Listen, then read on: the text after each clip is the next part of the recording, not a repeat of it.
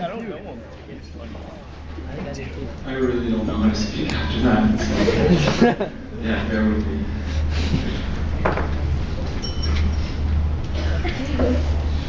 In the beginning, there was nothing. Then, we had to go to school. It was good. We learned about dinosaurs and long division and beavers and fur traders and solar system, cats from dogs and Louis Riel. We learned about the provinces and their capitals, and we laughed whenever someone said Regina out loud. We learned to cheat, lie, and found out that, sorry, I'm Superman, I was a little tied up, is not an excuse for not doing chemistry homework. Though honestly, Mr. Williamson, if you're here, a break would be nice. That's a tough gig, at least I get that. We learned about hallways and how to dodge elbows, backpacks, and the staff room door. Us tall kids learned to hate the short kids whose legs couldn't get past grandma with a hip replacement speed. The short kids just hate the world. We met people. With each step up from elementary to middle to high school, our group of friends exploded and reformed and grew and exploded and reformed and grew some more. We met athletic kids who shamed us in volleyball, and artsy kids who made our drawings look like cave art, and smart kids whom we wanted to divide by zero, and cool kids who all made us look like Carlton from Fresh Prince. We came across teachers who, in our opinion, were nothing more than sadists and torturers, whose weapons of choice were rulers and bits of chalk and questions like, does the philosophy of William Golding as pertaining to the fundamental instinctual tendencies underlying the constructs of morality and societal ethics and ego express holiness and profit estimations of human nature are merely those extraneous machinations and contrivances that constitute civilization?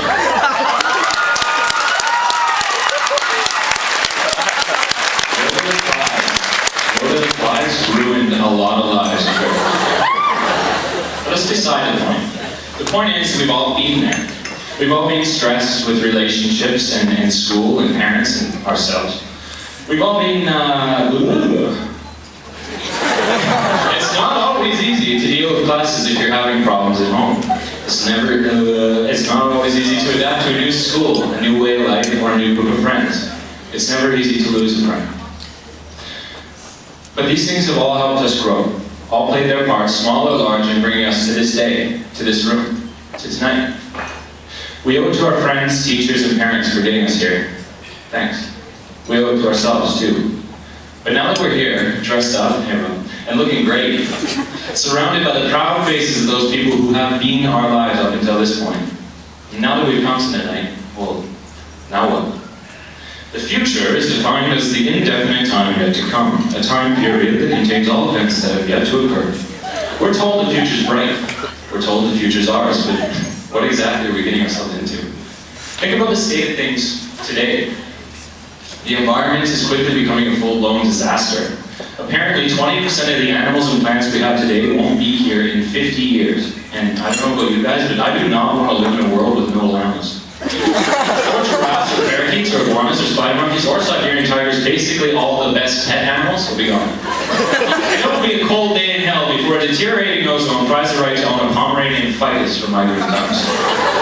Nobody really wants to take credit for global warming. It's like in the movies when a couple kids smash a baseball through a window and some old Polish guy that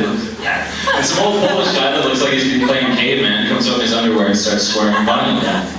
Only we've got to be that kid that steps forward and owns up. We're the generation who's got to find some way to clean up the planet. And what about the government? Well, right now we're in a recession. Alright, so what?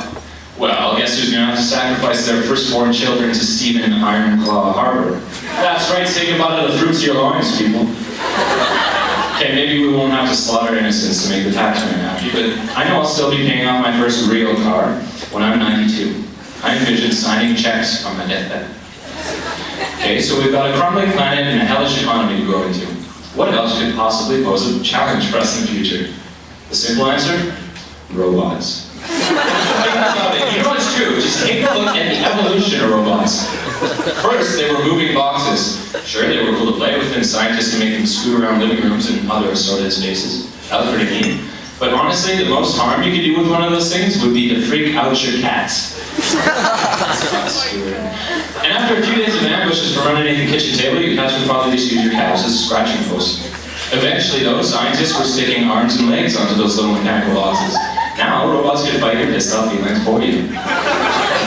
This is about the time the robotic dogs came into existence. They could roll over, take a few steps, and bark before their batteries would fry. It was a lone moment for electronics. Today, however, inventors have come up with sophisticated chunks of machinery, Michelle, that can pour wine, shake hands, and walk up sets of stairs.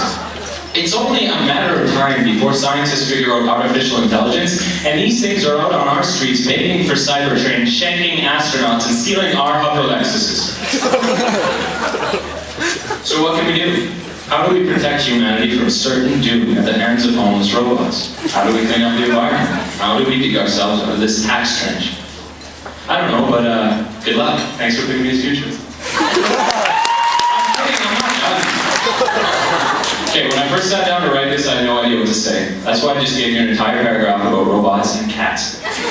But honestly, the specifics of our future aren't the real concern here. Nobody's ever going to be able to tell us what our future holds. Sure, economists make graphs, and governments make promises, and businessmen predict stocks, but we can wake up tomorrow to find that dolphins are really the dominant intelligent life forms on this planet, and finally risen from the seas in the thousands to take care of us humans once and for all. Apocalypse. Or someone could pull a plug and we would all sit up in identical chairs in a giant white room and find out this was all just a test. We could even walk up to this very room tonight and look up at the sky to see a freak asteroid hurtling at us from the depths of space, ready to wipe us from state of existence forever. The specifics don't matter. What matters is us, what we do, how we think, who we are. So who are we supposed to be? I look at you guys and I know there isn't an answer to that question. I see some kids who know what they want to do, some who have no clue, and some who really don't care, but we've all got it. After 12 years, some of us longer, you know who you are, was cool. We finally swung to the top of the pool. It was grade 6 in elementary school, grade 9 in middle school, and now it's grade 12. There's just one more pool to enter, and it's the same for all of us. It's the pool of life. And in roughly 1 month, like it or not, we're either going to have to jump in or be pushed. So cannonball, damn it! Make waves! Get wet! Treading water is cool if all you ever want to do is survive. I mean, I'm going to find the most badass floaty there is and claim it for my own. So, I can't tell you who to be. I can't tell you what's right or wrong. I can't tell you what your future holds. I can tell you these things. These shade time.